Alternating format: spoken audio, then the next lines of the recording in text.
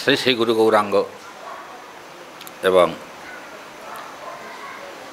শ্রী শ্রী রাধা মাধবজিউর অশেষ করুণায়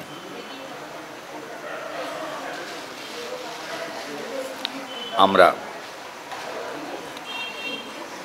ঊর্জব্রত বা নিয়ম সেবা উপলক্ষে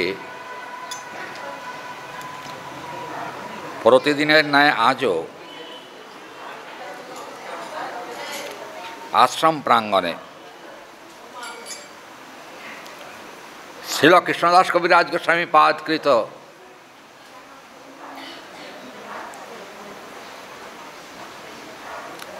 শ্রী শ্রী গোবিন্দ লীলামৃতম গ্রন্থ অবলম্বনে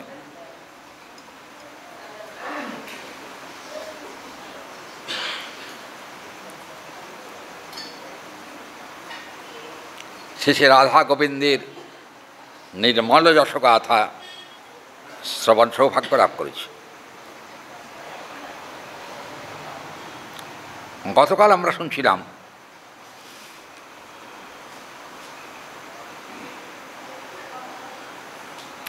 গোবিন্দ বিশ্রাম থেকে উঠেছেন।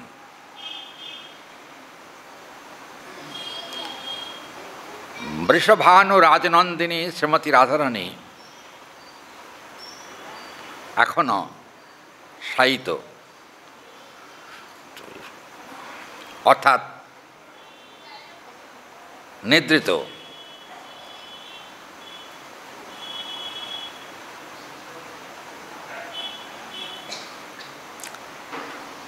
কালকে যে শ্লোকটি আমরা শুনেছিলাম তাতে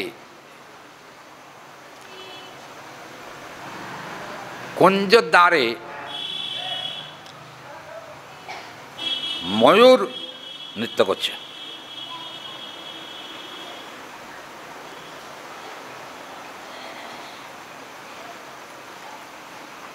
পরবর্তী শ্লোকে আমরা দেখতে পাচ্ছি যে সপদি হরিণী উপরঙ্গাম্যা বিহার নিজ প্রিয়ম মুদিত হৃদয় কুঞ্জদ্বারম রসালস্তথা দ্রুত গতিরন্নাগতা প্রেমণা বিলোচনং তম বীণে বহতি বক্ত্রম ভোজে সজীবিতান নাথয়। কি হলো?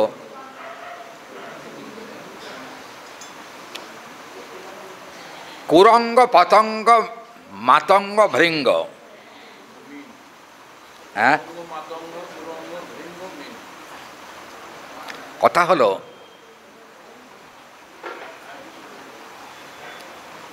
হরিণী। এখানে কিন্তু হরিণীর বিভিন্ন রকম নাম প্রয়োগ হয়েছে। বলছেন যে হরিণীগণ এই গ্রন্থের এমন অবস্থা, টিকাগুলো বোঝাই যাচ্ছে না।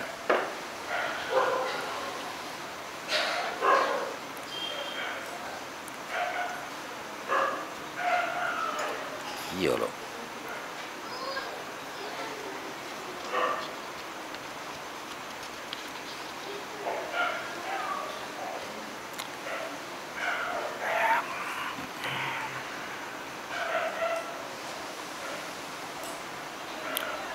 হে প্রিয়ে, হরিণীগণ বলছেন, হে প্রিয়ে, রজনী শেষ হয়েছে,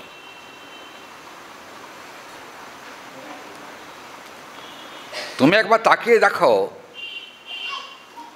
তোমার পাশে যিনি অবস্থান করছেন শ্রী গোবিন্দ, তিনি কিন্তু উঠে গেছেন, কিন্তু তুমি এখনো পর্যন্ত কেন নিদ্রিত আছো তা ঠিক বুঝতে পারছি না। কারণ এটা কিন্তু ব্যতিক্রম। অন্যান্য সময়ে রাধারানী গোবিন্দকে জাগরিত করেন, আজকে গোবিন্দ রাধারানীকে জাগরিত করছেন।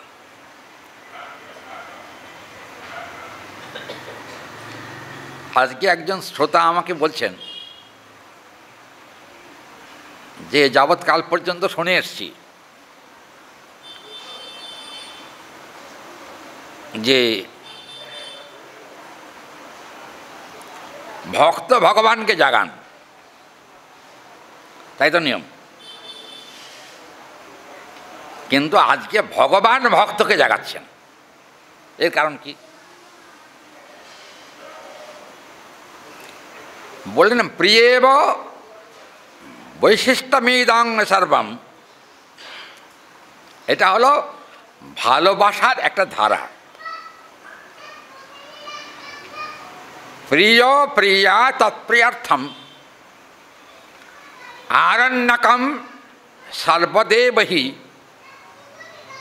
এখানে বলছেন প্রিয়া আর প্রিয় যদি কখনো নিদ্রিত থাকেন, প্রিয়াই প্রিয়কে জাগায়, কিন্তু কখনো কখনো প্রীতিক আধিক্যবশত, এটা প্রীতির আধিক্য, প্রীতির আধিক্যবশত প্রিয়ও কিন্তু প্রিয়াকে জাগান।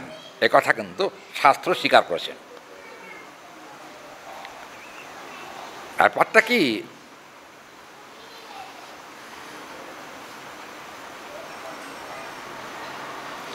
গ্রন্থগুলো ভেঙে ভেঙে টুকরো টুকরো হয়ে গেছে, কি মুশকিল।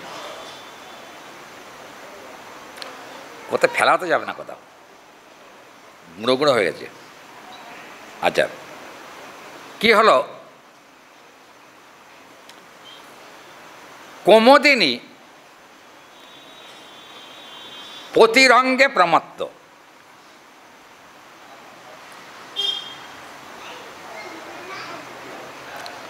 দ্বিজরাজ চন্দ্র তিনি কিন্তু ডুবে যাবেন বলে চিন্তা করেছেন, মানে পূর্ণিমা শেষ তো, প্রাতঃকাল আগত, ওই জন্য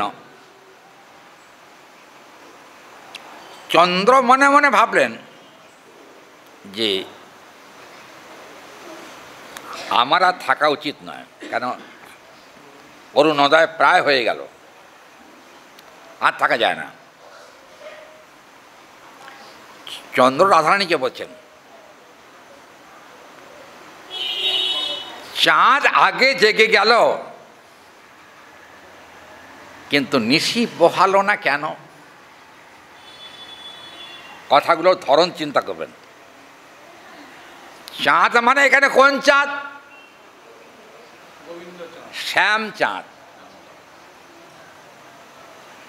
শ্যামচাঁদ আগে জেগে গেল, কিন্তু তুমি চন্দ্রিনী কেন জাগলে না? চন্দ্রিনী, চন্দ্র আর চন্দ্রিনী, তুমি জাগলে না কেন? এর কারণটা কি? বলবো কথাটা, সত্যি কথা। কারণ বলছেন টিকাকার, প্রেম স্বভাব এব আদরং পরিকীর্তিত। অনেক ওপর লেভেলের কথা এসব। আর রাধারানীর ইচ্ছা হয়েছে অন্যান্য দিন আমি শ্যামসুন্দরকে জাগাই, আজকে শ্যামসুন্দর আমাকে জাগান, শুধু জাগালে আমি জাগব না, তাহলে আদর করে জাগালে আমি জাগব। কথা বোঝা গেল?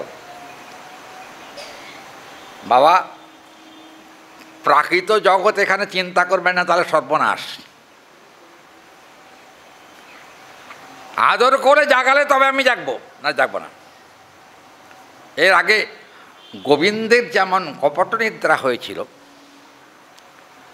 আর রাধারানীও কিন্তু গোবিন্দের কাছে আদর পাবার জন্য তিনি কিন্তু কপট নিদ্রা মানে নিদ্রার ছল করেছেন।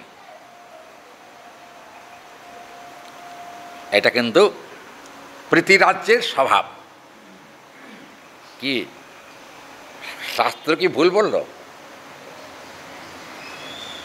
মায়েরা বাবারা কি বলেন? শাস্ত্র ভুল করেছে কি প্রীতির রাজ্যের? আমি একবার বলছেন মসলন্দপুরে পাঠে গেছিলাম। মসলন্দপুর, যে বাড়িতে পাঠে গেছিলাম, আমরা সবাই উঠে গেছি, গৃহকর্তা উঠে তাড়াতাড়ি করে ঘরটা মুছছে, ঝাড় দিচ্ছে, সব করছে। তা আমি বললাম, আপনার গৃহিণী নাই? হ্যাঁ আছে। আপনি ঘর ঝাড় দিচ্ছেন, ঘর মুছছেন কেন? গৃহিণী করবেন না? বলে না, ও রাত্রে ওর ঘুম হয় নাই তো, ওই জন্য আর কি একটুখানি ঘুমাচ্ছে, ঘুমোক। এটা প্রীতির লক্ষণ। জাগাবে না, কারণ এসব অনেক ভেতরের কথা তো। প্রিয়া প্রিয় সমদৃষ্টা, এগুলো গ্রন্থ আমাকে আলাদা করে দেখতে হচ্ছে। সারাদিন আজকে এত লোকের চাপ, বুঝেছেন, আমিও ঠিক বিশ্রাম করতে পারিনি। আজকে যত দূরের ভক্ত সব এসে হাজির, আর সব প্রসাদ। এর ব্যাপারটা এদিকে দেখাশোনা করতে হচ্ছে। এখন ব্যাপারটা হলো যে না দেখলেও ভক্তরা কষ্ট পান, এই আর কি। একদল ভক্ত এসছে আজকে বাইরের থেকে, ওরা বললেন প্রসাদ পেয়ে বাবার সঙ্গে দেখা করে যাব। আগে একবার দেখা হয়েছে, তাতে শান বিটেনি, প্রসাদ পেয়ে আবার একবার দেখা করবো, তারপর যাব। আমি তো প্রসাদ পেয়ে বসে আছি, তখন প্রায় 3:30 পৌনে 4টে বাজে। তারা আর আসছেন না, কি করি? কিন্তু ওরা দূরের লোক, বসে থাকতেই হলো। ওনারা এলেন 4টের সময়। কোথায় গেছিলে? ছিলাম, আমরা একটু কথাবার্তা বলছিলাম।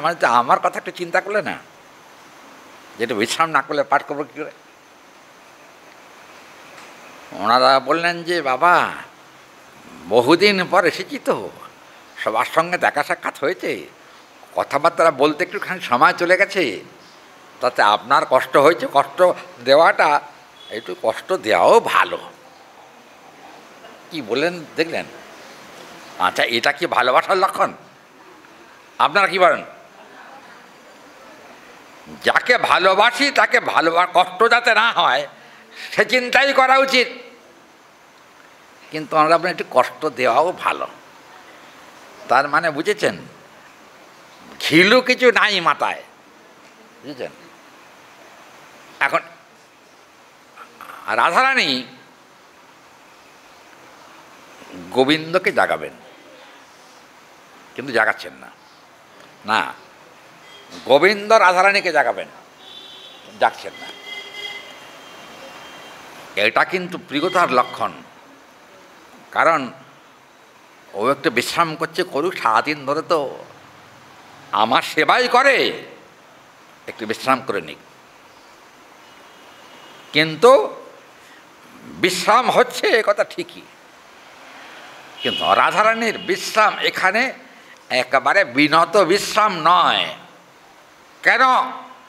উদ্দেশ্য মনে মনে আছে, গোবিন্দ আমাকে নিজে কৃপা করে জাগিয়ে দিন, এইটা তার মনে মনে বাসনা। তাই সেই বাসনার জন্য এখানে কিন্তু টিকা একটুখানি ধরব। টিকাটা ছিঁড়ে গেছে তো, দেখতে অসুবিধা হচ্ছে। তার উপরে আবার ওই যে বাতাতে দিয়েছিলাম বইটা, করেছে কি কি পেপার কি দিয়ে ওগুলোর মেরামত করেছে, কিন্তু মেরামত তো হয় নাই, ভেঙে ভেঙে যাচ্ছে। কি করি? যাই হোক, হ্যাঁ, না না, পাতার জোর নাই।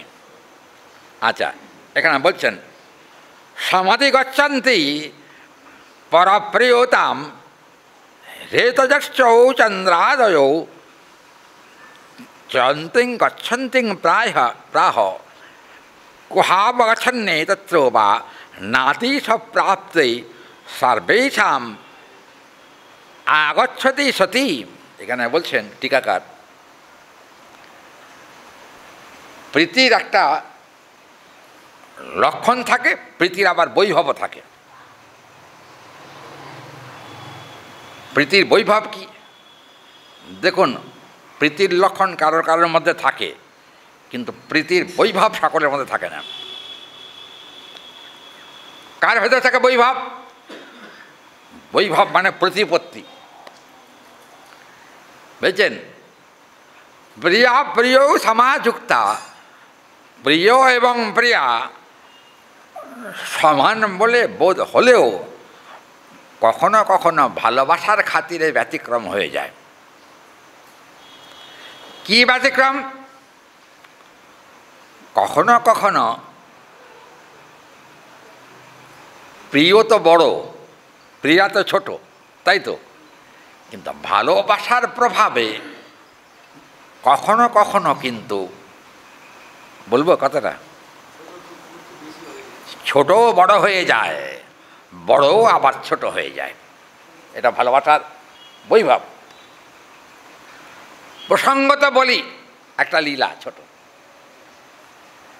আমাকে একজন পাঠক মহাশয়, তিনি পাঠ শুনছেন কোথায় বসে আমি জানি না, তিনি নাকি রোজই পাঠ শোনেন। তিনি বললেন কি যে, মহারাজ শ্লোকগুলো বেশি বলা হচ্ছে না,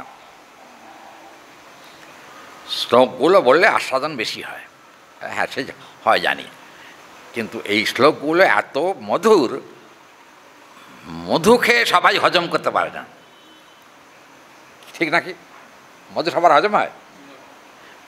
বেশি মধু খেলে আবার গায়ে জ্বালাও হয়, হয় না? হ্যাঁ, আরে মদমত্ত হলে তো ভালো, কিন্তু জ্বালাও হয়। হ্যাঁ হ্যাঁ, ও বাবা, ইনি বলছেন গ্যাস হয়। হ্যাঁ, আসল কথা হলো যে সবার স্টমাক সমান নয় তো, এই জন্য হয় এটা। কী অবস্থা দেখুন, বড় ছোট হয়ে যায় ভালোবাসার রাজ্যে। প্রসঙ্গ তো উল্লেখ্য, এটা অত্যন্ত গুরুত্বপূর্ণ প্রসঙ্গ। এক সময় রাধারানী চরণে আলতা পরে গোবিন্দ দর্শনে এসেছেন। হরিবল। গোবিন্দের লক্ষ্য পড়েছে রাধারানীর চরণের দিকে। আর রাধারানী আজকালকার মতো কাপড় পরেন না। গোবিন্দ দর্শনে রাধারানী যখন এসছেন তখন কিন্তু রাধারানীর চরণটা ঢাকাই ছিল, কিন্তু হাঁটার সময় চরণ যতই ঢাকা থাক, পাটা কিন্তু বেরিয়েই পড়ে না? রাধারানীর চরণের দিকে দৃষ্টি গোবিন্দের। গোবিন্দ সেই সময় রাধারানীকে আপনার এদিকে এসে এদিকে এসে এদিকে এসে, কী হচ্ছে দেখি দেখি দেখি দেখি, কী দেখবে? পাটা দেখি। পায়ে আবার কি হলো? পা তো আমার খোঁড়া হয় নাই, ভালোই আছি। বলে খোঁড়া হওয়ার কথা বলছি না, তাহলে দেখি আগে ভালো করে। কি করলেন জানেন? গোবিন্দ প্রীতির আবেশে নিজে একটা উঁচু জায়গায় বসে রাধারানীর চরণ দুখানা কোলে স্থাপন করে তাকিয়ে দেখলেন আলতাটা কোনো জায়গায় লেগেছে, কোনো জায়গায় লাগেনি।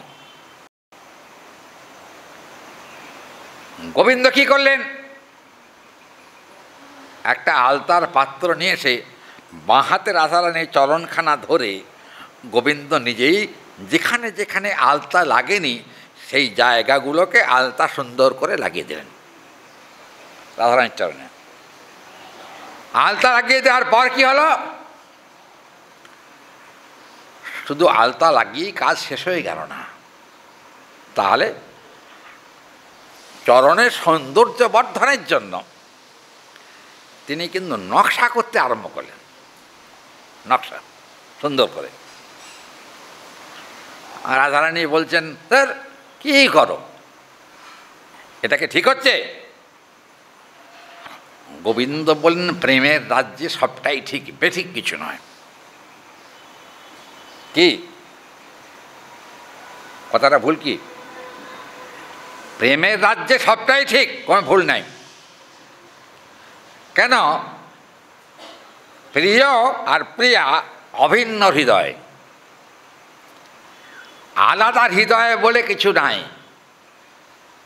ওই জন্য এখানে কিন্তু এখন বলছেন যে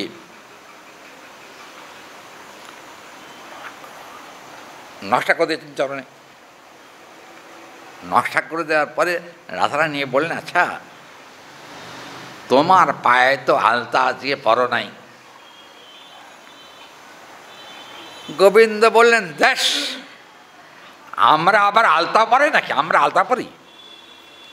হ্যাঁ, কি করা যায়? নীল পতন স এব সাধস। বলছেন, একটা কথা বলি তোমাকে, শোনো। আমি আজকে তোমার অঙ্গের সঙ্গে রং মিলিয়ে তোমার চরণটাকে রঞ্জিত করে দিতে চাই। কি হলো? গোবিন্দ কিছু বলেন না, না বলে গোবিন্দ বললেন, তোমার যা ইচ্ছা তাই কর। আচ্ছা, এবার গোবিন্দের চরণ দুখানি ধরে নীল বর্ণ। আরে বাবা, গোবিন্দ তো এমনিতেই আকাশের বর্ণ, তাই নাকি? আকাশের নবনীরদ কান্তি ধরম।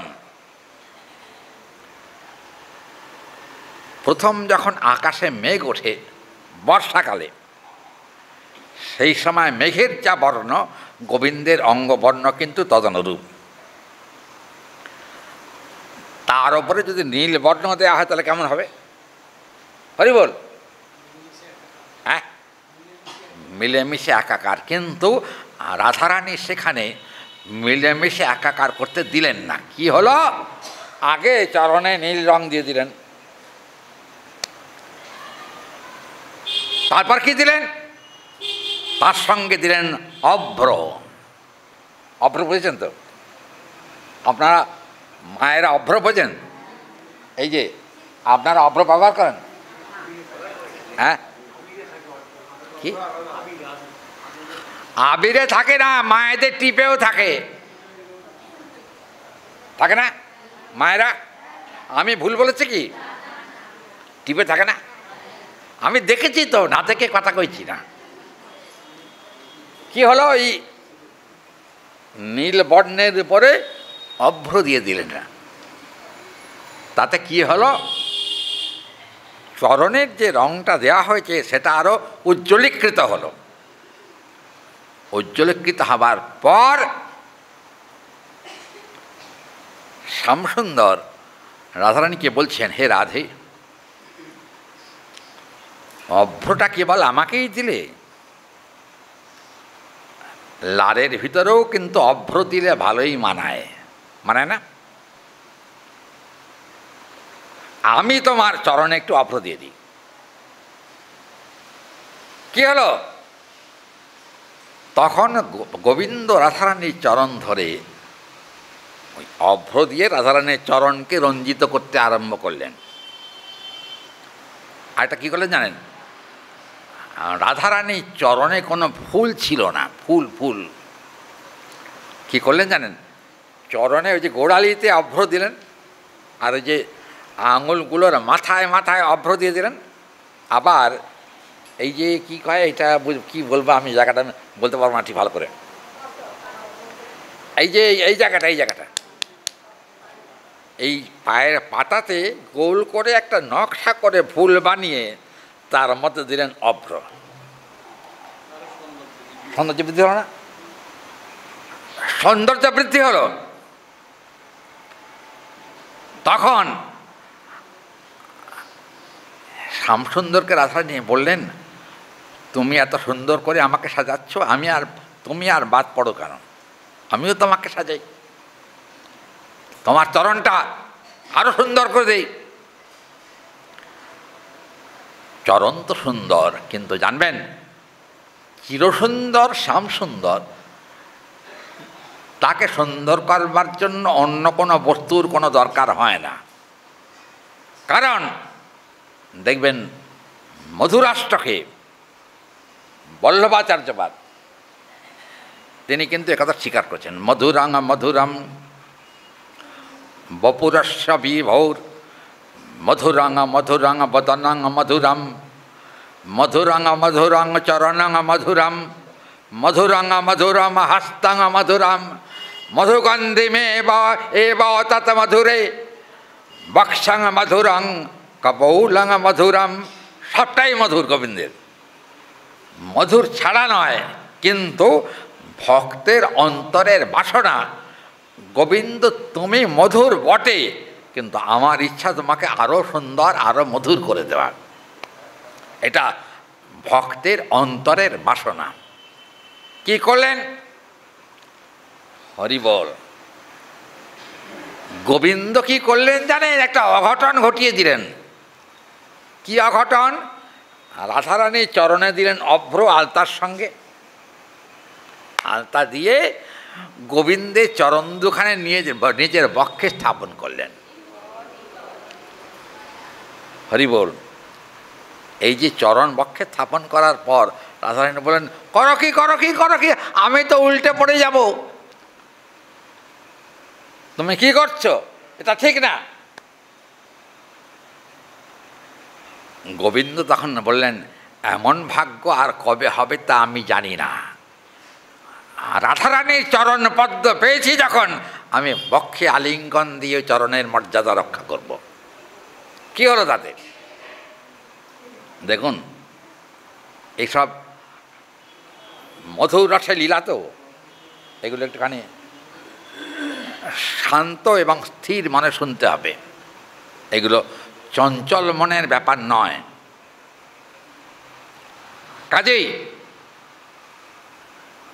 ললিতা, বিশাখা, চিত্রা, চম্পকলতা গোবিন্দের বক্ষে রাধারানীর পদচিহ্ন দর্শন করে আনন্দিত কলে বলে। কি করলেন? রাধারানী আর গোবিন্দকে মাঝখানে রেখে প্রেমানন্দে কীর্তন করতে আরম্ভ করলেন। কীর্তন করতে করতে সকলে মিলে দুই হাত তুলে প্রেমানন্দে জয় গোবিন্দ জয় শ্রী রাধে, জয় গোবিন্দ জয় শ্রী রাধে কীর্তন শুরু হলো। গানটা গাইব? হ্যাঁ, আমার গলার অবস্থা খুব খারাপ, বুঝলেন। তাও হেঁড়ে গলাই বলুন আর ভাঙা গলাই বলুন, যা আছে একটা আছে কিছু, তাও যা হয় একটু বলি দু চার কথা। মধুর চরণ মহতাভিমানম, আমার রচিত নয়, এটা থিরু গোস্বামী নামক একজন মহাত্মা, তিনি সর্বস্ব ত্যাগী। তিনি রাধারানীর ভজন করতেন, কৃষ্ণের ভজন করতেন না। এটা তার রচিত গান। গোস্বামীজি কৃষ্ণকে বেশি সহ্য করতে পারতেন না, বুঝলেন। রাধারানীর সঙ্গে যখন গোবিন্দ আসতেন, ভজনে যখন তিনি বসতেন, গোবিন্দকেও দর্শন হতো, কিন্তু গোবিন্দকে বলতেন তুমি এখন এসো না, যাও। কেন? তুমি আমার ইষ্ট নও, রাধারানী আমার ইষ্ট। অতএব রাধারানীর চরণে আমি ভজন করি, তোমার চরণ ভজন করি না।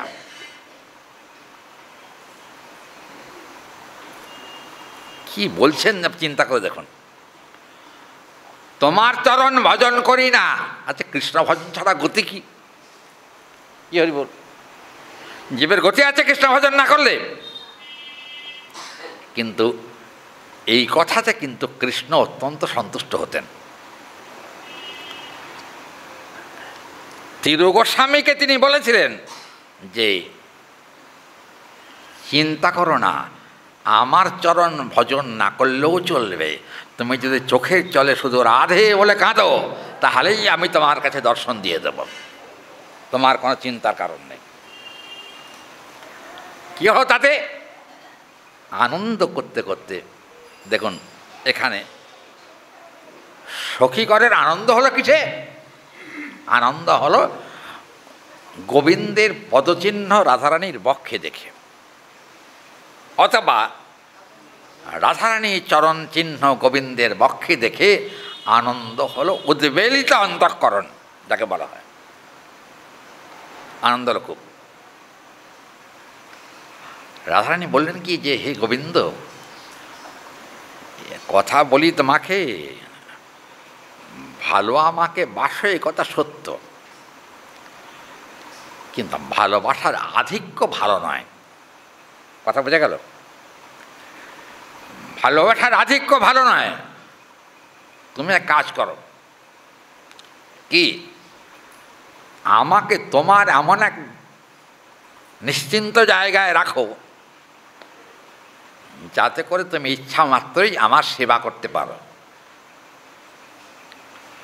গোবিন্দ বললেন, আমি কিন্তু আমার একটা লক্ষ্য আছে জানো, জগতের লোকেরা আমার নামই বেশি করে, কিন্তু রাধা নাম বেশি করে না, কিন্তু আমরা রাধা নাম আগে করি। হরি বল। কলিযুগের মহামন্ত্র কি? হ্যাঁ, হরে কৃষ্ণ কৃষ্ণ কৃষ্ণ হরে হরে, হরে রাম রাম রাম হরে হরে। হরেটাকে আগে কৃষ্ণ হচ্ছে না আগে হরে হচ্ছে? আগে রাধারানী হচ্ছে নাকি? আগে তো রাধারানী। আচ্ছা, রাধা মানে কি? হরি বল। হরে কৃষ্ণ মন হরতি ইতি হরা তৎসম্বোধনে হে হরে। যিনি কৃষ্ণের মনকে সম্যক রূপে হরণ করেন তিনি হচ্ছেন হরে। হরে মানে রাধিকা। তার মানে তিরু গোস্বামী বলছেন, রাধে গোবিন্দ বল বল বল বল, রাধে গোবিন্দ বল, প্রেমানন্দে সবে মিলে রাধে রাধে বল, সবে রাধে রাধে বল। আপনারা বলুন, প্রেমানন্দে সবে মিলে রাধে রাধে বল, বলো রাধে রাধে বল, গোবিন্দ গোবিন্দ বল, প্রেম সে আহত সব কেবল কেবল, রাধে গোবিন্দ বল। শ্রী গোস্বামীর লেখা। আরে না না, রাধারানীর সন্তুষ্টি বিধানের দরকার। কৃষ্ণ যেমন রাধে বললে সন্তুষ্ট হন, আবার রাধেও কিন্তু কৃষ্ণ বললে সন্তুষ্ট হন। দুটো একসঙ্গে চাই। অ্যাকচুয়ালি একা কৃষ্ণের ভজন হয় না, সোজা কথা। হয় একা কৃষ্ণের ভজন হয়। একটা কথা বলি, কুচবিহারে আমি পাঠ করতে যাই। কুচবিহারে রাজা রাধারানীকে পছন্দ করতেন না।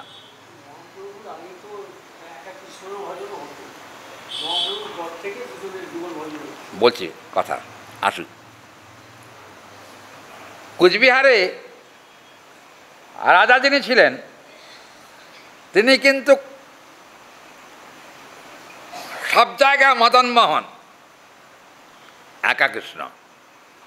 উনি 7টা সাব ডিভিশন আছে কুচবিহারে, প্রত্যেকটা সাব ডিভিশনে কিন্তু উনি মন্দির বানিয়েছেন, মদনমোহন মন্দির। দিনহাটা সাব ডিভিশনে একটা মদনমোহন মন্দির ছিল। আমার একবার পাঠ হলো দিনহাটা সাব ডিভিশনে মদনমোহন মন্দিরে। আমি গিয়ে দেখি একা মদনমোহন দাঁড়িয়ে আছেন, রাধারানী নাই। আমি পাঠে বললাম ওখানে আমি আর এখন পাঠ করব না, প্রণাম ধন্যবাদ মদনমোহন, আমি এখন আশ্রমে যাচ্ছি। তখন দিনহাটা আশ্রমে আমি থাকতাম। শ্রোতা ওখানে এখানকার 10 গুণ বেশি। ওখানকার লোকেরা খুব প্রচুর পাঠ শোনে। কেন কেন কেন কেন কেন পাঠ করবেন না কেন? ওনারা, আমি বললাম যে দেখুন এখানে রাধারানী নাই, কার কথা বলবো?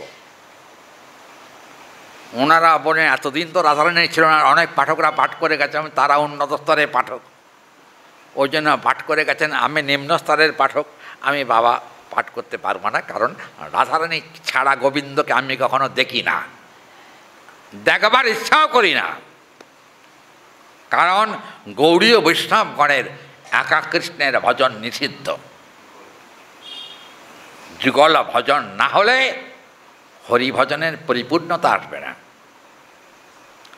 আমি তাহলে আসি, এ কথা বলে উঠে যাব, তখন 4-5 জন ওখানকার কমিটি আছে না, কমিটির লোকেরা বললেন, মহারাজ একটা কথা বলি, কি আপনি যদি বলেন আজকে পাঠে, তাহলে আমরা কালকেই একটা রাধারানীর মাটির মূর্তি নিয়ে পাশে বসাবো। আমি বললাম যে এখানে কিন্তু মাটির মূর্তির প্রামাণ্যতা নাই, এখানে কিন্তু অষ্টধাতুর মদনমোহন আছে। কোচবিহারের মদনমোহনও কিন্তু তাই। আগে ওখানে রাধারানী ছিলেন না। আমি রাসমেলায় পাঠ করতে গেছিলাম, রাসমেলা আপনারা জানেন বিশ্ববিখ্যাত মেলা কিন্তু রাসমেলা, বুঝছেন? প্রায় 20 মাইল ব্যাপী মেলা হয়, 20 মাইল, বিরাট। ভক্ত মানে কি, আমি যখন ওখানে পাঠ করতে যাই, কিছু না হলেও অন্তত 25-30 হাজার ভক্ত তো পাঠে ছিল। হ্যাঁ, যাই হোক, মদনমোহন মন্দিরে এখন রাধারানী এসেছেন, দিনহাটা মদনমোহন মন্দিরেও রাধারানী এসেছেন। তুফানগঞ্জ ওটাও কিন্তু একটা সাব ডিভিশন, সেখানেও কিন্তু রাধারানী এসেছেন। মাথা ভাঙাতেও রাধারানী এসেছেন এই অধমের চেষ্টাতে। আমি মাথা ভাঙায় নিজে রাধারানী ক্রয় করে নিয়ে এসে আমি নিজে হাতে প্রতিষ্ঠা করে দিয়েছি ওখানে গোবিন্দের পাশে। আমি দিনহাটায় বললাম পাঠ করব না, পাঠ দরকার নেই আমার, রাধারানী ছাড়া গোবিন্দের কাছে আমি এসব পছন্দই করি না, এরকম রাগ করে গ্রন্থ বন্ধ করে দিলাম। সবাই বলল আগামীকালই একটা মাটির রাধারানী নিয়ে এসে বসাবো। একটা কথা বলি, যদি আপনার পাঠটা তো হোক, অন্তত আপনি আজকে রাধারানীর কথাই বলুন, আমরা রাধারানীর কথাই শুনব, মনটা একটু আনন্দ হলো। এখানকার শ্রোতারাও রাধারানীকে ভালোবাসে, সেই চিন্তা করে রাধারানীর কথা বললাম। পাঠের শেষে বললাম আপনারা যদি রাধারানীকে এখানে না বসান ধাতুর বিগ্রহ, তাহলে আমি ভক্তদের কাছ থেকে ভিক্ষে করে বিগ্রহ নিয়ে সেখানে বসিয়ে দিয়ে যাব। ওনারা বললেন ভিক্ষে করতে হবে না, কথা দিলাম আগামী বৎসর উৎসবে আপনি আসবেন, রাধারানী বসবেন তার আগেই। আমি বললাম না, তা হবে না, আগামী 10 দিনের মধ্যে রাধারানীকে আনতে হবে। যদি আপনারা না আনেন তাহলে সামনের বছর আমি আর আসবো না পাঠ করতে। এই কথা বলার পরে ওনারা সবাই মিলে দাঁড়িয়ে বললেন আপনার কাছে আমরা কথা দিলাম, 2 হাত তুলে আমরা কথা দিলাম 10 দিনের ভিতরেই রাধারানীকে আমি নিয়ে আসবো, তবে দায়িত্ব আপনার, প্রতিষ্ঠা করার দায়িত্ব আপনার। আর তা আমি রাজি আছি, তাতে কোনো আপত্তি নেই। ওখানকার বিগ্রহ আমার হাতে প্রতিষ্ঠিত। কথাটা ভুল চিন্তা করলে হবে না। একল কৃষ্ণ কিন্তু রুধির রুষ্ট সমাগ্রত ভাবা, বুঝছেন? রক্ত দেখলে যেমন সকলের ভয় হয়, হয় না? ঠিক সেই রকম রাধারানীকে গোবিন্দের পাশে না দেখলে ভক্তের কিন্তু ভয় হয়। গোবিন্দ যদি আমাদের কাছ থেকে চলে যান, একটা কথা মনে রাখা দরকার, রাধারানী থাকলে গোবিন্দ কখনো ভক্তকে ত্যাগ করে চলে যেতে পারেন না, কখনো যান না। এটা হলো রাধারানীর বৈশিষ্ট্য। ওই জন্য এখানে আমরা দেখছি যে প্রকৃতই ওখানে আমরা শুনছিলাম না একটু আগে যে প্রসঙ্গটা, তাতে আমরা দেখেছি প্রেমের বৈভব কিন্তু কৃষ্ণের নয়। কথাটা খুব মজা করবেন, প্রেমের বৈভব কৃষ্ণের নয়, বৈভব হলো রাধারানীর। কারণ ভগবানের অন্তরে কিন্তু প্রেমের স্থান নাই, ঈশ্বরত্বের স্থান। আর ভক্তের অন্তরে হলো প্রেমের স্থান। ভক্ত তার অন্তরস্থিত প্রেম দ্বারাতে গোবিন্দকে জয় করেন, প্রেমের দ্বারা। প্রেম যদি না থাকে গোবিন্দ সেখানে থাকেন না, একথা সর্বৈব সত্য। তাই এখানে কিন্তু গ্রন্থকর্তা বলছেন যে এখানে চন্দ্র অন্ধকার নাশ করে, এতে কোনো সন্দেহ নাই, কিন্তু পূর্ণিমার চাঁদকে দেখতে ভালো, কিন্তু অষ্টমীর চাঁদও কিন্তু দেখতে সুন্দর। অষ্টমীর চাঁদ দেখতে সুন্দর না? এরা কথা কন দেখে না নাকি? অষ্টমীর চাঁদ দেখতে সুন্দর না? অষ্টমীর চাঁদও কিন্তু দেখতে সুন্দর। হ্যাঁ, পূর্ণিমার চাঁদের মতো অত সুন্দর না হলেও অষ্টমীর চাঁদের দিকেও অনেকে তাকিয়ে থাকেন। এখানে বলা হচ্ছে যে চন্দ্র যেমন স্নিগ্ধ, ভক্তের অন্তঃকরণ কিন্তু স্নিগ্ধই থাকে, উত্তপ্ত থাকে না। কে বলল ঠান্ডা? হ্যাঁ, ও উনি হাত তুলে বলছে আমি না, কথাটা কিন্তু ঠিক ঠিকই। ভক্তি কিন্তু উত্তপ্ত নয়, প্রেম উত্তপ্ত নয়, প্রেম কিন্তু স্নিগ্ধ, প্রেম কিন্তু সর্বদাই শীতল। কলিযুগে প্রেমের ভাণ্ডারীকে না, নিতাই পদ কমল কোটি চন্দ্র সুশীতল, যে ছায়ায় জগৎ জুড়ায় জুড়ায় জুড়ায়, যে ছায়ায় জগৎ কোটি চন্দ্র সুশীতল। কি কোটি চন্দ্র সুশীতল? চরণ। কার চরণ? নিত্যানন্দ প্রভু।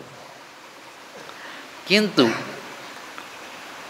গৌরের চরণের বেলায় কিন্তু নরোত্তম ঠাকুর মহাশয় সে কথা বলেন না, বলেছেন কোনো জায়গায়?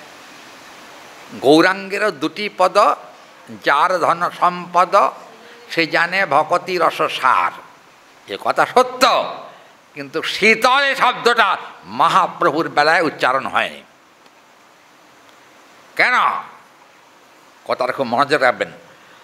আশ্রয় তত্ত্বে শীতলত্ব বেশি। আশ্রয় তত্ত্বের আদি হচ্ছেন কে? বৃষভানু রাজনন্দিনী শ্রীমতী রাধিকা। রাধারানী হচ্ছেন আশ্রয় তত্ত্বের আকর। বিষয় তত্ত্বের আকর হচ্ছেন কৃষ্ণ। তাই বলেই ফেলি, গোবিন্দ রাগ হলে হোকে যাক। গোবিন্দ চরণের থেকে রাধারানীর চরণের মূল্য অনেক বেশি। এই পাঠক মশাই ঠিক নাকি? রাধারানীর চরণের মূল্য অনেক বেশি। কেন? রাধারানীর চরণ গোবিন্দও কিন্তু বক্ষে ধারণ করেন, একথা সর্বৈব সত্য। প্রসঙ্গত উল্লেখ্য না, বেশি বাড়াবো না, শ্লোকে যাই। দেখুন কি বলছেন পরবর্তী শ্লোকে। এখানে এটা ভাজা ভাজা গুঁড়ো হয়ে গেল, পাতাগুলো সব কী বলবো, পাতা সব গুঁড়ো হয়ে গেছে। হ্যাঁ,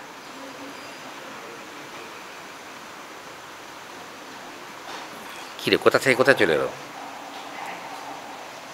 97 চলে এলো, কী সর্বনাশ। পাতাটা উল্টে গেছে।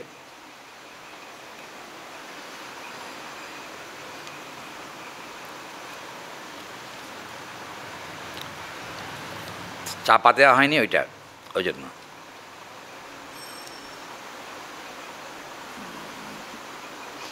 আচ্ছা, তখন কি হলো? তারাপতি না সহসখী তারা নিখিলো নিশাকৃতে বিবিধ বিহারা লীনা সম্প্রদামেবং বরং পটলই তমসি কুঞ্জাত গৃহম ততো বা সরলে। এখানে বলছেন ওই যে কালকে আমরা শুনছিলাম না, গোবিন্দ জেগে গেছেন, রাধারানীকে জাগাবেন। রাধারানীর হস্তে হস্তার্পণ করে বললেন, হাতে হাত দিয়ে, রাধে ওঠো, এতক্ষণ ধরে তুমি বলছিলে যে উষা আগত প্রায়, এখন আমি তোমাকে বলছি অরুণোদয় আগত প্রায়, তুমি উঠে পড়ো। অরুণোদয়, আগে ছিল উষা, এখন হলো অরুণোদয়। অরুণোদয় হয়ে গেল প্রায়, ওঠো ওঠো, তাড়াতাড়ি ওঠো। তখন রাধারানী একটুখানি বলবো কথা, রাধারানী একটুখানি বড় করে একটা হাই তুলে বলছেন, ড্রিমভন হাই তুলে রাধারানী বলছেন, ওহ না, আমি বাবা সেভাবে বলতে পারবো না, এ বলা যাবে না।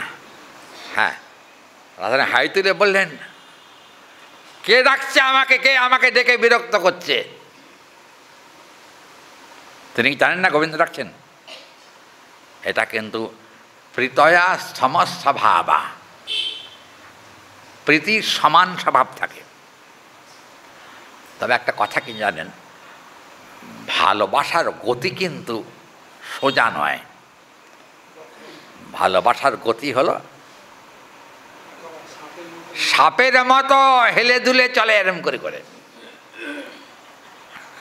কিন্তু আমার মনে হয় দৃষ্টান্তটা বোধহয় খুব একটা ঠিক হয়নি। কারণ একটাই, সাপ হলো বিষাক্ত। প্রেমের গতি বক্র হলেও তা কিন্তু কখনো বিষাক্ত নয়। কি ঠিক নাকি?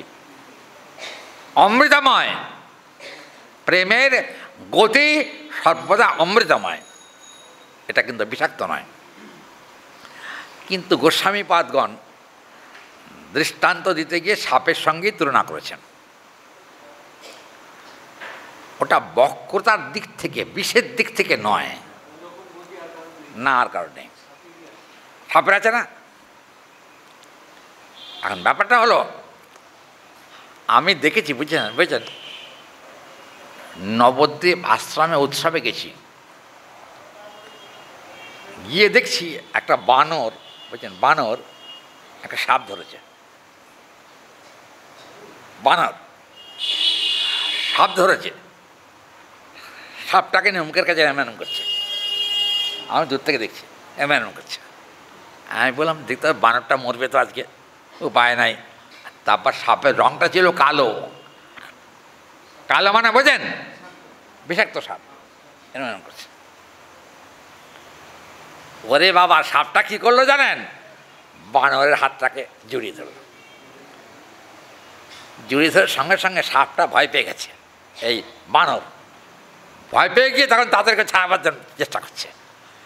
কিন্তু তখন হঠাৎ ওই সাপটা কিন্তু ফনা তুলেছে, এরকম করে ফনা তুলতে বানরটা যে কী করবে তার কোনো ঠিক নাই। আমি দেখলাম, বাবা সাপের কি তেজ, বুঝছেন, জড়িয়ে ধরেছে তো, ছাড়ছে না কিছুতে। বানরটাকে দেখে মনে হলো ওর হাতটা বোধহয় গুঁড়িয়ে যাচ্ছে। হ্যাঁ, প্রচণ্ড শক্তি সাপের লেজে। ও তখন এরম করছে, এরম করছে। কিন্তু বানরটার বুদ্ধি দেখলাম, বানরটা এরম করতে করতে ডান হাত দিয়ে ধরে সাপের মুখটাকে এরম করে চেপে ধরেছে, বুঝছেন। চেপে ধরতে, যেই চেপে ধরেছে ও তখন ল্যাজ ছেড়ে দিয়েছে। ল্যাজ ছেড়ে দেওয়ার সঙ্গে সঙ্গে ও ব্যাটাকে বেড়ে বানরটা বহু দূরে সাপটাকে ফেলে দিল। সাংঘাতিক দেখলাম। আমি চিন্তা করে দেখলাম, মৃত্যুর ভয় সকলেরই আছে, কার নাই মরণের ভয়? আমরা সর্বশ্রেষ্ঠ প্রাণী হলাম মানুষ, আমাদের মরণের ভয় নাই। কি হরি বল, এখানে কেউ আছেন যা মৃত্যুকে ভয় করেন না? এমন কেউ আছেন কি? হ্যাঁ, কি কয়? মরণের ভয় করেন না এমন কেউ আছেন? আছে কে? মরণের ভয় আছে? মরণের ভয় নাই তোমার? ঠেলায় পড়লে সবাই বলে হ্যাঁ আছে। মরণের ভয় সকলেরই আছে, শুধু মানুষের নয়, প্রত্যেকটা প্রাণীরই কিন্তু মরণের ভয় আছে। প্রত্যেকটা প্রাণীর। এতটুকু যে পিঁপড়ে, তারও কিন্তু মরণের ভয় আছে। যদি আপনি লাল পিঁপড়েগুলো আছেন, লাল পিঁপড়েগুলো, একটা আপনি লাল পিঁপড়েটাকে যদি আদর করতে যান না, সে আপনার গালেই কামড়ে দেবে, ঠিক নাকি? মনে করে আমাকে মেরে ফেলবার জন্য বোধহয় ধরেছে, গালে কামড়ে দিল। তাহলে মানুষ থেকে আরম্ভ করে ক্ষুদ্রাতে ক্ষুদ্র প্রাণী পর্যন্ত মৃত্যুর ভয় আছে। কিন্তু জানবেন, একনিষ্ঠ কৃষ্ণ ভক্ত যারা, তাদের কিন্তু মরণের ভয় নাই। কেন নাই? মরণের ভয় কোথায় গেল? বলে তারা কৃষ্ণ নাম করতে করতে গোবিন্দের চরণে আত্মনিবেদন করে দিয়েছে। দেহটাও পর্যন্ত, দেহটাও আজ গেলেও যাবে, কাল গেলেও যাবে, দেহের জন্য অত চিন্তিত নয়। তবে গোবিন্দ চরণে তারা একটাই প্রার্থনা করেন, দেহটা ত্যাগ হলে আত্মা যেন পরবর্তী কোনো ভক্তর দেহে প্রবেশ করে, ভক্তর দেহে যেন প্রবেশ করে, অভক্তের শরীরে যেন প্রবেশ না করে। কেন? ভক্তের শরীরে প্রবেশ করলে লাভ অনেক বেশি। বেশি না? লাভ না লোকসান? লাভ তো। দেখুন, এখানে কিন্তু বলছেন যে রাধারানীকে গোবিন্দ জাগাবার জন্য কি করলেন? এই যে কেশরাশি, রাধারানীর যে কেশরাশি, ওই কেশরাশি কিন্তু বিচ্ছিন্ন, মানে মাথা চুলটা ঠিক ছিল না। গোবিন্দ রাধারানীর কেশর পাশটাকে, কেশরাশিকে কপালের সামনে পড়েছিল, ওইটাকে ধরে এরকম করে, ধরে এরকম করে দিলেন, দিয়ে গালে হাত দিয়ে বললেন, অসন্তিমে বা উত্তিষ্ঠতে, সময় নষ্ট না করে উঠে পড়ো, কারণ নন্দ মহারাজের বাড়ির দরজা বোধহয় খুলে গেল। কৃষ্ণ বলছেন, এখানে আমি বসে থাকলে আর চলবে না, মাতা যশোমতী ওঠার আগেই আমাকে গিয়ে পৌঁছাতে হবে। তাই বলছি, সময় আর নষ্ট করো না। বড় করে হাই তুলে রাধারানী কী করলেন? গোবিন্দের হস্তধারণপূর্বক তিনি তখন আস্তে আস্তে গাত্রোত্থান করতে আরম্ভ করলেন, বুঝলেন? আস্তে আস্তে উঠতে শুরু করলেন। যখন উঠছেন, তখন গোবিন্দ রাধারানী হস্তধারণপূর্বক ওই যে উঠতে গিয়ে, এরকম করে উঠতে গিয়ে আবার পড়ে গেলেন। গোবিন্দ তখন রাধারানীকে সরাসরি তোলবার জন্যে গোবিন্দ নিজেই শয়ন থেকে গোবিন্দ রাধারানীকে ধরে তুলে বসিয়ে দিলেন। আর বসিয়ে দেওয়ার সঙ্গে সঙ্গে রাধারানী গোবিন্দের বাম পাশে এসে বসেছেন। আর ললিতা বিশাখা সখীগণ প্রেমানন্দে রাধা গোবিন্দের জয়ধ্বনি করতে আরম্ভ করেন।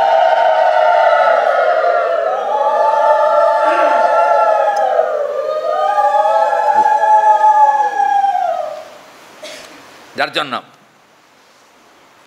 রাধারানীর নেত্রাভঙ্গ হলো। কিন্তু কার্য শেষ হয়নি। অবিন্যস্ত শরীর, অবিন্যস্ত শরীর বুঝছেন? আমি অত ভেঙে বলবো না, আরো তারও বেশ। অবিন্যস্ত শরীর, যদি কেউ এই ভাষাটা বুঝতে না পারেন তাহলে আমার কিছু করার নাই, আমি এর থেকে বেশি বলবো না। যারা ভক্ত তারা নিজের বুকে হাত দিয়ে চিন্তা করুন, দেখবেন বুঝতে পারবেন। আচ্ছা, অবিন্যস্ত শরীরে গোবিন্দ রাধারানীকে বিন্যস্ত করছেন। বিন্যস্ত তার মানে বিন্যস্ত বললেন, দেখলেন ছিন্ন মুক্তাহার, মুক্তার হার, মুক্তার হারটাকে ঠিক করে গোবিন্দ রাধারানীকে পরিয়ে দিলেন।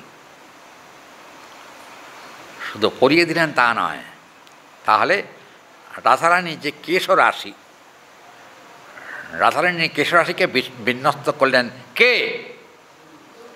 হ্যাঁ, শুধু তাই নয়, আচ্ছা চুল বাঁধে কি দিয়ে? হ্যাঁ, ফিতার আগে কি দিয়ে করে?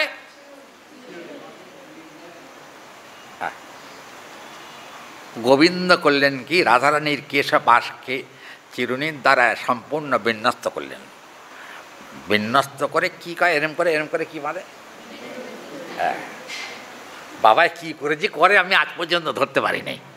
ভেবেছেন মায়েরা যে করে না, আমি আজ পর্যন্ত ধরতে পারিনি। আমার একবার মনে মনে ইচ্ছা রাধারানীর কেশকে বেনি করে দেব, এটা মনে হয়েছিল। কিছুতেই বেনি করতে পারি না, কী করি? তা আমি চিন্তা করে দেখলাম না, আমার দ্বারা বাবা হবে না, হে রাধে আমাকে ক্ষমা করো, পারবো না বাবা। কী করায়? তখন আমি সেদিনেই ওই তৈরি করা বেনি কিনতে পাওয়া যায় না? হ্যাঁ, যাদের মাথায় চুল কম তারা এই বেনি কিনে নিয়ে এসে পরে। ভুল বলেছে কি? ঠিক তো? আমি তখন দোকানে গিয়ে রাধারানীর বেনি কিনে নিয়ে এলাম। আপনার রাধারানীকে দেখেছেন কিনা জানি না, সবসময় বেনিটা বাড়ানো হয় না, উৎসবাদিতে বাড়ানো হয়।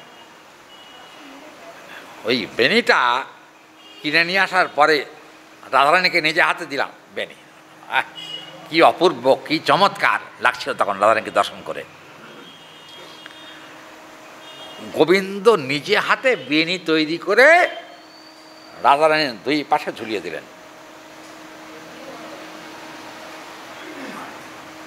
আবার বলি, প্রাকৃত বুদ্ধি যেন না হয়। আবার সেই গোবিন্দ তখন মানে গোবিন্দের বদনের দিকে রাধারানী তাকিয়েছেন, তাকিয়ে দেখলেন অলকা তিলকাটা অবিন্যস্ত। অলকা তিলকা বোঝেন? হ্যাঁ, অলকা তিলকা হলো এই যে এখান থেকে ফুটে ফোটা ফোটা ফোটা দেওয়া থাকে, কি বলে? চন্দনে চর্চিত নীল কলে বর, বসতি বনে বনমালী মরি রে, বসতি বনে বনমালী। চন্দনে চর্চিত নীল কলে বর, চন্দনে চর্চিত, ফোঁটা ফোঁটা চন্দন গোবিন্দের কপালে থাকে, এখানেও আছে। নীল কলেবরের ভেতরে যদি চন্দনের ফোঁটা দেওয়া যায় তাহলে কিন্তু প্রকাশ বেশি হয়, নয় কি? আবার যেখানে যেখানে কালো কৃষ্ণ, কোষ্ঠী পাথরের কৃষ্ণ আছেন, সব কৃষ্ণেরই কিন্তু কপালে ফোঁটা ফোঁটা দেওয়া আছে। বসতি বনে বনমালী, মহাজন বলছেন, হরি বল। বৃন্দাবনং বনশ্রেষ্ঠমেব সাদশম তৎ। গোবিন্দের মাধুর্যমণ্ডিত যত লীলা হয়েছে সবই কিন্তু বনে। বনে না? বন তো অনেক আছে। এই যে রানাঘাটে একটা ফরেস্ট আছে, আছে কি? আছে না? বাইশন ফরেস্ট। হ্যাঁ,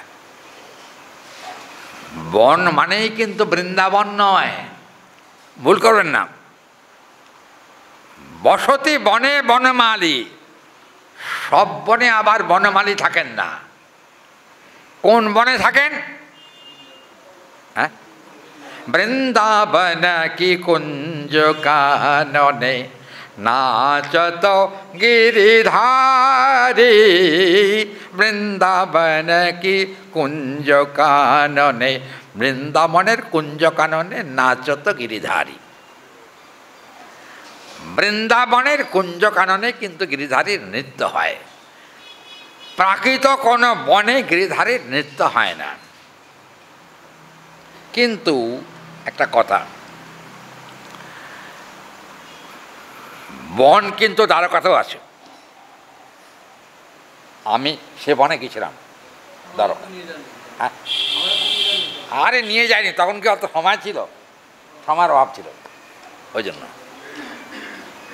দ্বারকাতেও বন আছে, কিন্তু সে বনে কৃষ্ণের নর্তন হয় নাই, সেখানে তিনি নৃত্য করেন নাই। আরেকটা কথা, রাজা বললে হবে না, গারস্থ লীলা। দ্বারকায় তো গোবিন্দের গারস্থ লীলা, সেখানে আবার কুঞ্জবনের দরকার কি? কিন্তু রাধা গোবিন্দের লীলা কিন্তু গারস্থ লীলা নয়। তাহলে প্রিয়া প্রিয় সমাজ মাধুর্য লীলা সেখানে। সেখানে কিন্তু স্বামী স্ত্রী নাই। কে কে আছে? প্রিয়া আর প্রিয়। কথাগুলোকে খুব মনোযোগ দিয়ে শুনুন। মথুরা লীলায় কিন্তু পতিপত্নী লীলা, দ্বারকা লীলায়ও তাই। তবে কি সব থেকে বেশি সময় ছিলেন দ্বারকাতে, সব থেকে কম সময় ছিলেন বৃন্দাবনে। কিন্তু কম সময়ে মাত্র 10 বছর 8 মাসে গোবিন্দ বৃন্দাবনে যে রসানুভব করেছেন, রসানন্দ লাভ করেছেন, তা দ্বারকাতে গিয়েও তার পক্ষে আস্বাদন করা সম্ভব হয়নি। দ্বারকা হয় না। ওই জন্য সকলেই কিন্তু বৈষ্ণব মাত্রেই বৃন্দাবনেরই ধ্যান করেন। একটা কথা বলি, মহর্ষি নিম্বার্কাচার্য, নিম্বার্ক সম্প্রদায়ের যিনি আদিপুরুষ, নিম্বার্কাচার্যের একটি গ্রন্থ আছে আমার কাছে। তিনি সেখানে বলেছেন যে রাধারানী আমাদের একমাত্র উপাস্য। রাধারানী ছাড়া, যদিও বা নিম্বার্ক সম্প্রদায়ের লোকেরা মহাপ্রভুকে ভগবান বলে স্বীকার করেন না, না ভগবান বলে স্বীকার করেন না। কিন্তু আমরা যারা গৌড়ীয় বৈষ্ণব, গৌরসুন্দরকে ভগবান বলে স্বীকার না করলে আমরা তাদের সঙ্গ করি না, সোজা কথা। আমাদের গৌড়ীয় বৈষ্ণবদের নিষেধ আছে। গৌড়ীয় বৈষ্ণবদেরকে নিষেধ করা হয়েছে, যারা মহাপ্রভুকে ভগবান বলে স্বীকার করেন না তাদের সঙ্গ যতটা পারা যায় এড়িয়ে চলা ভালো। নিম্বার্ক সম্প্রদায় কিন্তু রাধারানীকে মর্যাদা দিয়ে আসনে বসানো হয়েছে, এটা কিন্তু সর্বশাস্ত্র প্রসিদ্ধ, এতে কোনো সংশয় নাই। যার জন্য আর কি এখানে কিন্তু একমাত্র লক্ষ্মীনারায়ণ উপাসক যারা, তারাই কেবল রাধারানীকে গুরুত্ব দেন না, তারা লক্ষ্মীকে গুরুত্ব দেন বেশি, বুঝছেন না? দেখবেন নৃসিংহদেবের সঙ্গেও কিন্তু এক লক্ষ্মী থাকেন, তাকে বলা হয় লক্ষ্মী নৃসিংহ। এটা কোন লক্ষ্মী? হরি বল। নারায়ণের লক্ষ্মী আর নৃসিংহের লক্ষ্মী। বৈকুণ্ঠে আছেন লক্ষ্মী, আর নৃসিংহদেবের সঙ্গে আছেন মহালক্ষ্মী। উগ্রং বীরং মহালক্ষ্মীম জলন্তং সর্বতোমুখম নৃসিংহং ভীষণং ভদ্রাং মৃত্যুর মৃত্যু নাম্যাম। দেখুন ওখানে মহালক্ষ্মীর কথা বলা আছে, নৃসিংহদেবের সঙ্গে মহালক্ষ্মী আছেন।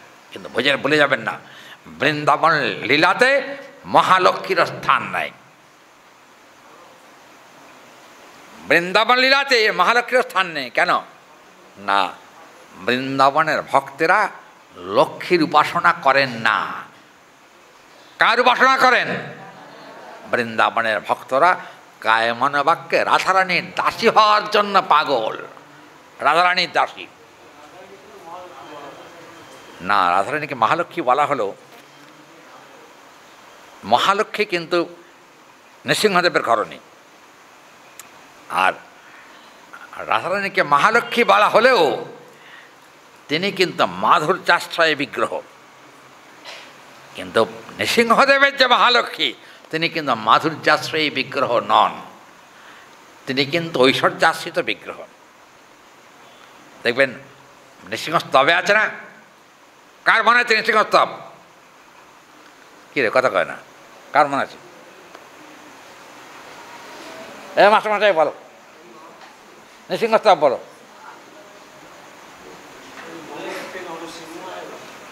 অত একটা বললে তো হবে না, ওটা জয়দেব গোস্বামী পাদের লেখা। কার মনে আছে নৃসিংহস্তব? ইতো নৃসিংহ পরতো নৃসিংহ যত যত যামি তত নৃসিংহ বহির্নৃসিংহ হৃদয়ে নৃসিংহ নৃসিংহ মাদিং শরণং প্রপদ্যে বাগীশাজস্য বদনে লক্ষ্মীর্যশ্চ চ বক্ষসি যশাস্তে হৃদয়ে সম্বিত তং নৃসিংহ মহং অবধি। জয় নৃসিংহ, শ্রী নৃসিংহ, জয় জয় নৃসিংহ, প্রহ্লাদেশ জয় মুখ পদ্মা পদ্মাভৃঙ্গ। নৃসিংহ ভগবান কে? চিন্তা করুন, এই যে নৃসিংহদেবের স্তুতি, জানবেন নৃসিংহদেবের বীজও আছে, নৃসিংহদেবের গায়ত্রীও আছে। এগুলো গুরু পরম্পরা ক্রমে এসছে। আমরাও তা দিয়ে থাকি ভক্তদেরকে, যারা আগ্রহী তার জন্য। যাই হোক, এখানে আমরা দেখতে পাচ্ছি মাধুর্যের দেশ হলো বৃন্দাবন, আর ঐশ্বর্যের দেশ হলো মথুরা এবং দ্বারকা। হরি বল। মথুরার পাটরানীকে কুবজয়া কিমনাম রূপমধিকম। কুবজা যেমন দেখতে কুৎসিত ছিল, আবার গোবিন্দের কৃপাতে তিনি পরমা সুন্দরী হয়েছিলেন।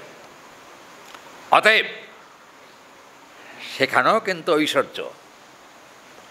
আচ্ছা, ভারতবর্ষের ইতিহাসে আজ পর্যন্ত কোনো ভগবান কৃষ্ণের মতো এত ঐশ্বর্য প্রকাশ করতে পেরেছেন কি? আপনার জানা আছে? কি বলেন? না, পারেননি। চিন্তা, নারায়ণেরও এত ঐশ্বর্য নাই। বৈকুণ্ঠে নারায়ণ, তারও এত ঐশ্বর্য নাই। কারণ কি জানেন? দ্বারকার যে ঐশ্বর্য তিনি প্রকাশ করেছিলেন, 16,108 জন মহিষীর জন্য পৃথক পৃথক মহল তৈরি হয়েছিল। মহল, রাজমহল, রাজমহল দ্বারকায়। ওই যে মহল তৈরি, দেখবেন আমরা, আমার সঙ্গে যারা গেছেন তারা জানেন, রুক্মিণী মহল দেখে এসছেন, দেখেন। এখন কিন্তু অন্যান্য মহলগুলো সাগর গর্ভে চলে গেছে, যার জন্য সবগুলো প্রকাশিত নয়। কিন্তু কৃষ্ণলীলাতে, দ্বারকালীলায় অমিত ঐশ্বর্যের অধিকারী হচ্ছেন ভগবান কৃষ্ণ। আজ পর্যন্ত এমন ঐশ্বর্যবান পুরুষ কিন্তু জগতে, যাকে আমরা বলি টাটা, বিড়লা, কি কয়, হ্যাঁ, আদানি, বাবা বাদানি, কত কি, হ্যাঁ বাবা, আরে এদের আর কতটুকু ঐশ্বর্য? তার থেকে কিন্তু গোবিন্দের ঐশ্বর্য অনেক কোটি কোটি গুণ বেশি ছিল। ডাক্তার ঠিকই বলেছে, এরা হলো মানুষ, এরা ভগবান নন। ভগবান ইচ্ছামাত্র ঐশ্বর্য প্রকাশ করতে পারেন, আবার ইচ্ছামাত্র ঐশ্বর্য ত্যাগ করে সন্ন্যাসীও হতে পারেন। কি? মহাপ্রভু কিন্তু সন্ন্যাসী শিরোমণি। অতএব সব ঐশ্বর্যই গৌরহরির পদতলে আছে, কিন্তু কোনো ঐশ্বর্যকে তিনি স্বীকার করেন নাই মহাপ্রভু। কালকে মহাপ্রভুর একটা লীলা আপনাদেরকে শোনাবো, ইচ্ছা রইল। সর্ব ঐশ্বর্যের অধীশ্বর হয়েও তিনি কিভাবে সেই ঐশ্বর্যকে পদদলিত করেছেন, সে কথাটা হ্যাঁ হ্যাঁ হ্যাঁ ষড়ৈশ্বর্যকে, হ্যাঁ মহাপ্রভু ঐশ্বর্যস্য সমগ্রস্য বীর্যস্য যশস্ত্রিয় জ্ঞান বৈরাগ্যশ্চৈব জন্নাং ভগবতী অঙ্গনা। বৈরাগ্যশ্চ একটাই মাত্র রেখে সব তিনি পদদলিত করে চলে গেছেন, সব পায়ে মারিয়ে চলে গেছেন ঐশ্বর্যকে। সে কথা কালকে হবে, আজকে আর বলছেন 7:30 বেজে গেছে। এখন পূজারি আছে তো? আচ্ছা, হ্যাঁ না পূজারি আছে তো? আচ্ছা আচ্ছা ঠিক আছে। আজকে আর আমি পরবর্তী শ্লোকে যাচ্ছি না। হ্যাঁ, আগামীকাল মহাপ্রভু সর্বৈশ্বর্যের অধীশ্বর হয়েও কী করে সর্বৈশ্বর্যকে পদদলিত করেছেন সেটা আমরা আগামীকাল আস্বাদন করব, আকাঙ্ক্ষা আছে। তবে এখন বলতে বলতে ফ্লো এসে গেলে না, তখন আর ছাড়তে ইচ্ছা করে না। যদি কেউ ছাড়তে পারে তারপর রাগ হয়ে যায়, বুঝছে না? না যাক, রাগ করবো না, ভ্যাসাসনে বসে রাগ করা উচিত না।